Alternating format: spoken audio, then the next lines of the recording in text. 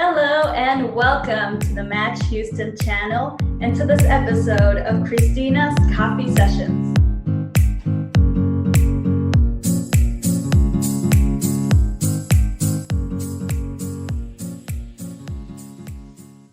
I am Cristina Amaro and I will be your host today, and this is Chichi and she will be hosting as well. Our special guest today is Cynthia from Exalted Arts. Welcome, Cynthia. How are you? Hi. Thank you. I'm doing wonderful. Thank you for having me. Thank you for joining us and being a part of this project. Can you tell us in just a few words, what does your company do? What is Exalted Arts? Exalted Arts entertains diverse audiences with stage works that inspire, uplift, challenge, and transform.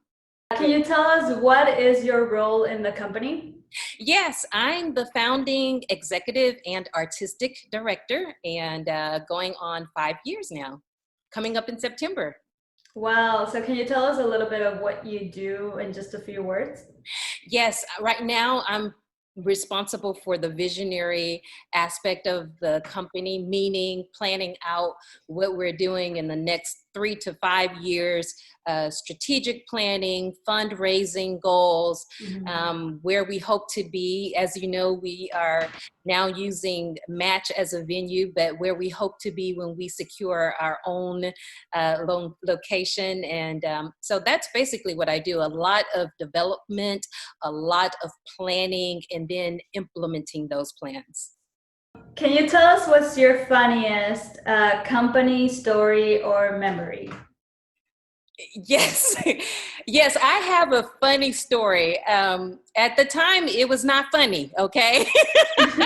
But I can look back on it, and it's a happy memory that we have in our canon. What happened, so in 2015, we got started. I'll make this really short. And we were doing our signature production, which was a musical, an original production called The Great Exchange. And we had this toddler, maybe around the age of 3, maybe 4 tops, who was to play Jesus as a toddler. And all he had to do, he showed up at the end of the play with Mary, his mom, and all he had to do was walk out on stage, which he had done, okay, in rehearsals.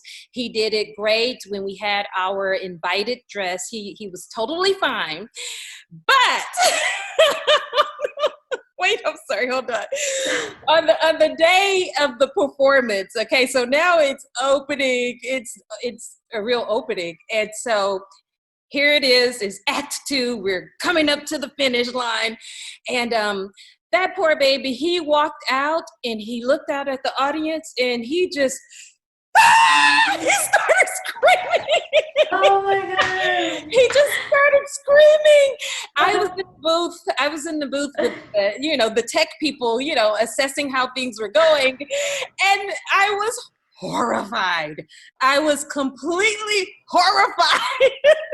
Are there any quarantine projects that Exalted Arts is working on right now? Yes, as a matter of fact, we are going to be doing a quarantine series in August, actually. It's going to be for the 3rd weekend in August. What our goal is to hopefully cultivate relationships with local playwrights who support the mission of the organization. So it's a time for us to not only use this time creatively, but to also cultivate relationships that we want to have. And so we're going to feature about 4 playwrights. We have the directors lined up and we're still solidifying who the playwrights are going to be, but they're 10-minute plays. And what we're hoping to do is just cover one evening, between 50 minutes to an hour, because we know this is a Zoom, it's going to be virtually done. And we know, with attention spans and things like that, we're very cognizant of those things. So, but that's the plan. We're going to do that in exciting. August. So, yes. Can you tell us where it will be streamed? Like, where can people find it? Yes, it's going to be on Facebook. We have a Facebook page, so it's going to be Facebook Live. And what I'll do is I'll make sure I get all the details out on all of our social media, on our Twitter, on Facebook, and on Instagram. We'll make sure we post it. But yeah, it's going to be Facebook Live. Sounds great. We're excited about that because the theme around that series is faith, hope, and love. And I can't think of a better time when we need all 3 of those things. I think we all need that right now. Yes. Can you tell us about any future projects moving on for Exalted Arts? Absolutely, yes. So last year at Match, we did our Mary's Song production. We've Mhm. already scheduled the venue again, and hopefully in December things will be up and running, but we shall see. We are prepared to pivot because I don't know if you know about that show, but we did it last year, and it is a one-woman show. It's the Christmas story told from Mary's point of view, Mhm. and we're planning to do that in December, and that will wrap up our year. And then the first project in March in 2021 will be in March for Women's History Month. We're going to do a poetry jam featuring women of the Bible. Wow. And we cannot wait for that. So that was an idea that came up with me and a few of the board members. And so that's what our plans are for December and for March after August's quarantine reading series. That sounds very good and creative. I've never heard that before. I couldn't have come up with it. I have some great people around me. Thank That's you. amazing. So for our last question, which is my favorite question, can you tell us what is your fondest memory at Match? Yes, I can. And I am not going to get emotional, but being that I am the founding and artistic director of this organization, it's my baby, if you will. And we've performed in different places, but Match really did feel like home. And that's just one thing, but that's not the funnest part of what I want to share today. So because Mary's Song was our first show in 2019, we were wrapping up a rehearsal one night and we walked out, and outside right there on the corner of Main and Holman, you all have that marquee.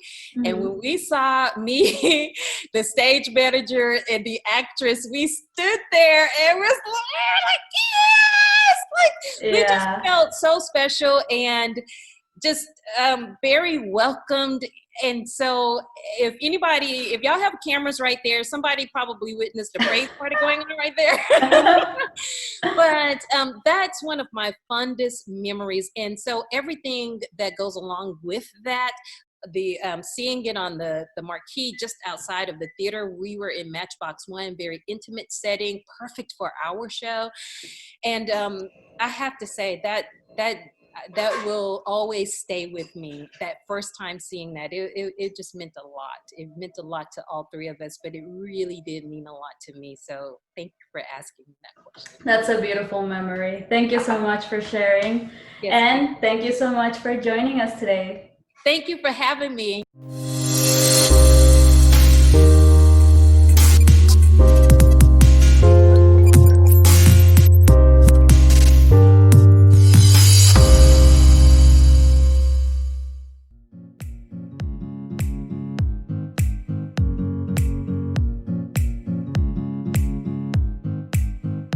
Thank you so much for watching this episode of Cristina's Coffee Sessions. Don't forget to like, comment, and subscribe.